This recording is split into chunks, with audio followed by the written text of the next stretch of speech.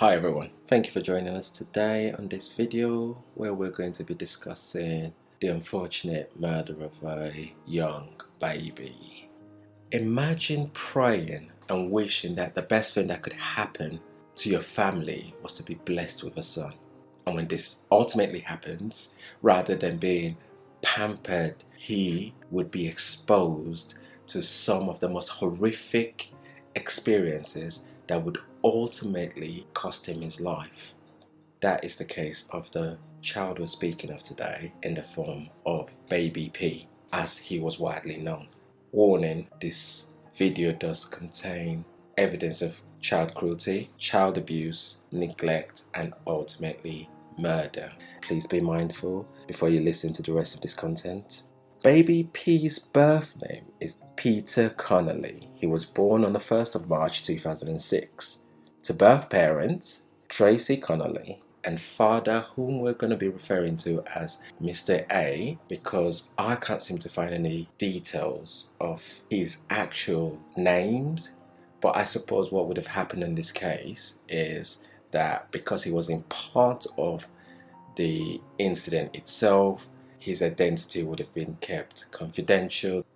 So within the family, Tracy is said to have met Dad when she was 16.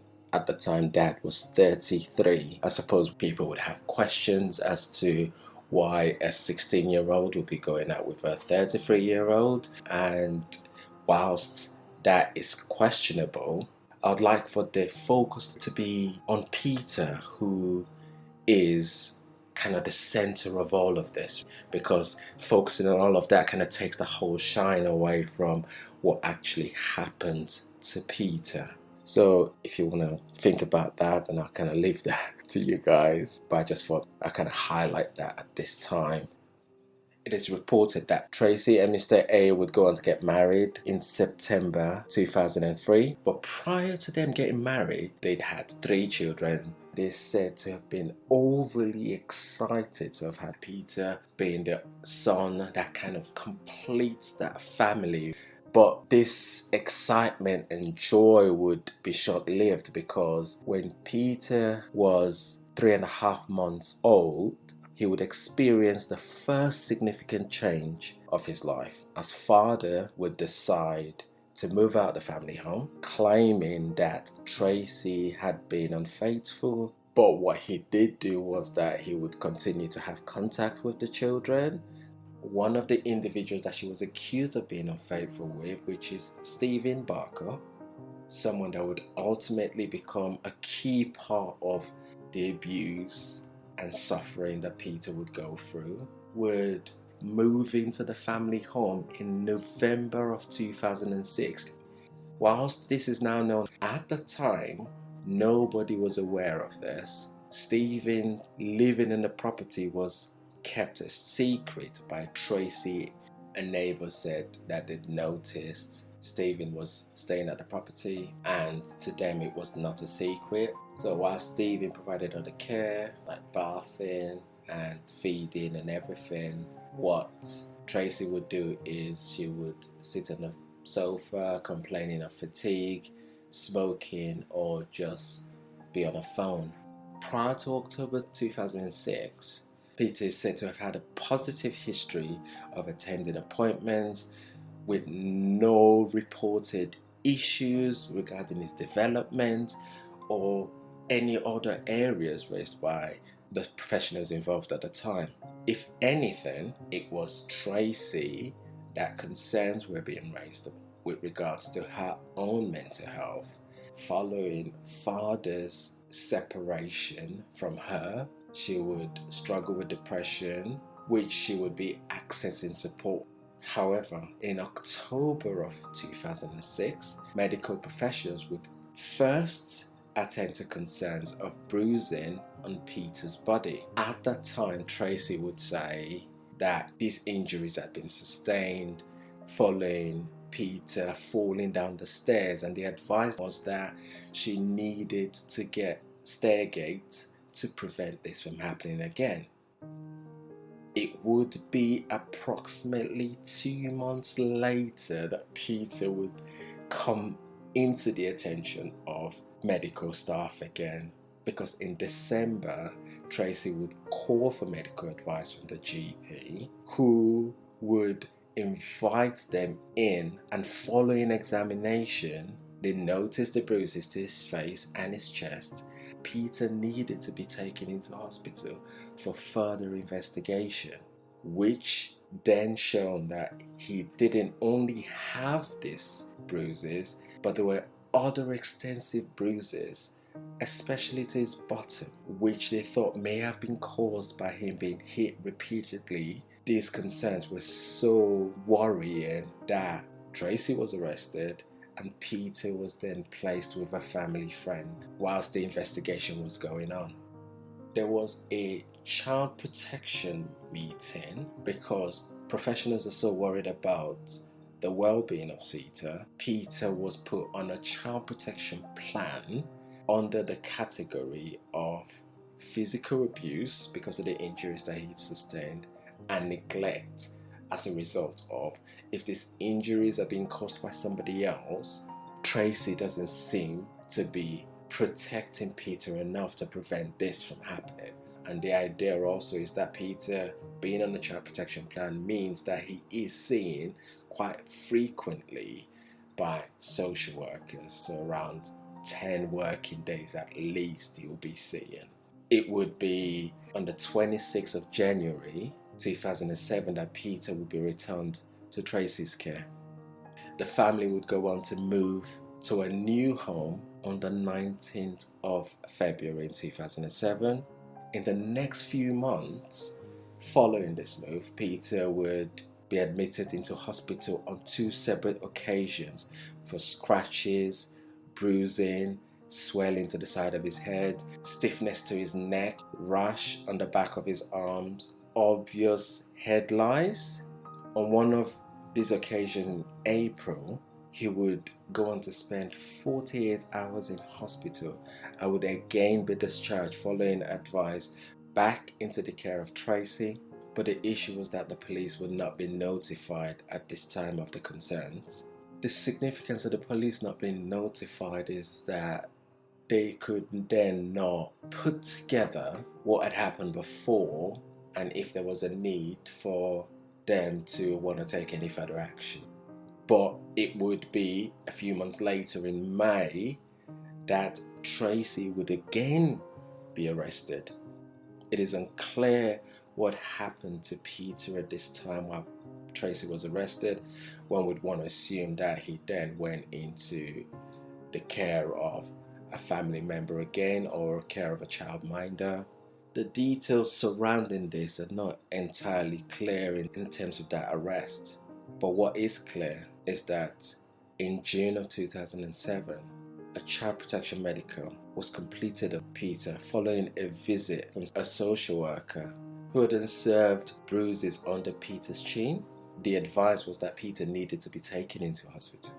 The outcome of this was that this was caused by child abuse. It would again mean that Peter would be placed with a friend, a family friend, for safeguarding. So the worry really is that between Dad leaving the property, things had become so unstable for Peter that he was in and out of hospital because there was repeated bruising, repeated injuries. Some were accepted as part of those developmental sort of injuries that you expect on a child Peter's age. Others just didn't add up. The ones you would say another 22-month-old child pushed him. It was when grandparents were looking after him. But the significant bit that was highlighted by the doctor was mark on the lower right leg that they were particularly concerned about. According to Tracy, Peter had sustained this while she was trying to grab hold of him as he fell off the sofa. Whilst this was not believed, Peter would again be discharged into Tracy's care. But the safety plan that was in place around this was that the family friend would be staying over with the family, and it would be a case of she's not allowed to leave Peter and Tracy on their own. So that was kind of the agreement. What would ultimately happen for Peter is that the worries would increase from all professionals to the point where children's services will feel the need to seek legal advice. In June of 2007, Stephen's brother, who's Jason Owen, would move into the home with a 15-year-old girl.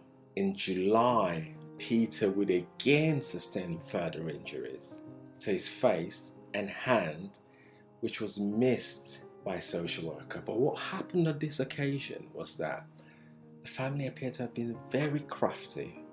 So the injury to the face, what they had done was they had smeared him deliberately with chocolate, and when the social worker asked that this chocolate was cleaned off him, the person that had taken Peter away to clean it would not come back with Peter. Mom would try and create this distraction as to where she wanted to be and how she needed to go to all these places, and this would have been overlooked at the time by the social worker because of everything that mom was trying to create, especially with mom saying that all the injuries, she feels like she's been blamed for no reason, she's been arrested for no reason, she had nothing to do with it. This would further be compounded by Peter being seen literally 2 days later at the child development clinic, where there were no concerns raised about him, and the very next day Peter's mother would be visited by the police, who would go on to say that they're no longer investigating and there will be no persecution brought on her. The one thing that nobody considered at this time was that this would be the final moment of Peter's life, because on the 3rd of August at approximately 11:30 a.m. Tracy will call the London ambulance to address. The paramedic attending would respond to Peter, and in spite of every effort to try and revive Peter, he would be pronounced dead at 12:10 p.m. Peter died just 17 months old. So we've gone from this super excited, overjoyed family, mom, dad for a son, to a lifeless baby. The postmortem of Peter would show that he had a broken back, broken ribs, gash to the head, a fractured spine, a fractured shin bone, a ripped ear, cut to his finger, skin torn from the nose and mouth, cuts to the neck, and a tooth knocked out. Over the time that Peter was alive, he's said to have suffered more than 50 injuries, and despite being on a child protection register and being visited more than 50 times by social workers, police, health professionals over an 8-month period, it was not enough to safeguard Peter. But one of the most crucial aspects of Peter's experience is that it is believed that up to 2 weeks before his death, he may have been going around with his ribs fractured. That wasn't picked up, even though he had been seen in hospital at the time. Nobody was aware of this, so that child would have been in some horrible, horrible pain. What is said in terms of these fractures and how it would have happened, the pathologist found 7 fractures to the front of the 3rd to the 9th left rib. They said that to cause this, for it to happen, it would have needed to be inflicted using a sizable force to Peter's chest. It's not something that could just happen. You'll need to literally be forcing into the child for it to happen. It is also said that about 3 or 4 days before Peter's death, he had sustained a broken spinal cord. Again, for this to have happened, there would have been a significant force over a knee or a banister or his cot for this to happen, which is absolutely painful to really consider. that a child that fragile would be put through all of this level of pain. Peter's killers, who at the time was considered to be Jason Owen, Stephen's brother, Stephen Barker himself, and Tracy, will go on to be found guilty for causing death. The interesting part is that they were not charged with murder. This was because of lack of forensic evidence and also from a lack of reliable evidence from the people that were involved in Peter's last moment. Mother will be sentenced to around 5 years, which she was due to be released, but then would return into prison after breaching the conditions of her bail. I found the death of Peter quite disturbing because of the manipulation that was involved in carrying out this act. This case was also considerably disturbing because it had not been approximately 7 years or 6 years prior that a significant case of Victoria Kalembe was also being discussed. Another significant area to consider in all of this is that whilst Peter's father is said to have been there and is said to have got a good relationship with Peter, what was not considered thoroughly was his ability to protect. So it is not surprising that he would go on to sue the system for failing to properly assess him. We're not saying that that would have made any changes or anything, but at least would have been able to rule him in or out. Whatever the outcome was going to be, we would never know. I'd want to say that I hope Peter's soul rest in peace, and we continue all to be aware of our roles and duties in safeguarding the lives of the children and vulnerable people that are around us. I hope you like, subscribe, and watch our other content. I recently did a video on Victoria Kalembe, so you can check that one out as well. Thank you for now. Stay safe. Goodbye.